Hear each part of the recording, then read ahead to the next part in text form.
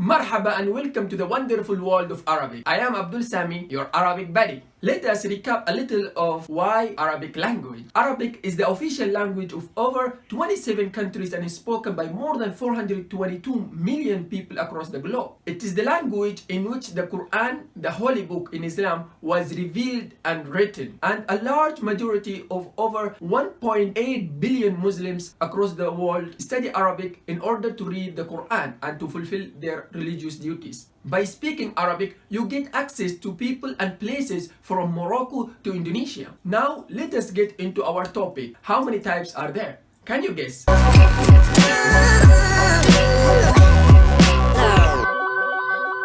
There are basically three types of Arabic: Quranic Arabic, local dialects, and MSA. First, Quranic Arabic is the Arabic which used to write the Quran, the holy book for Muslims. This form of Arabic is very rigid and hasn't changed since the Quran was written approximately 1500 years ago. Quranic Arabic is widely used in religious circles for prayer, discussions of Islamic issues, and serious deliberation. Its usage is limited primarily within a strict religious context. It is the equivalent of Biblic English. Second, the regional dialects, which are the most informal types of Arabic. Arabic dialects tend to fall into four geographical categories: the North African dialects, which include Morocco, Algeria, Tunisia, and Libya, and the Levantine, which also known as Shami, which includes Syria, Lebanon, Palestine, the Egyptian dialect known as Misri, the other geographical dialects, Gulf Arabic known as Khaliji. It includes Saudi Arabia, Kuwait, Iraq, Qatar, and the United Arab Emirates. Even though the words are pronounced differently and some of the everyday expressions differ dramatically from region to region, speakers from different regions can understand each other. The common denominator for the regional dialects is that they are all based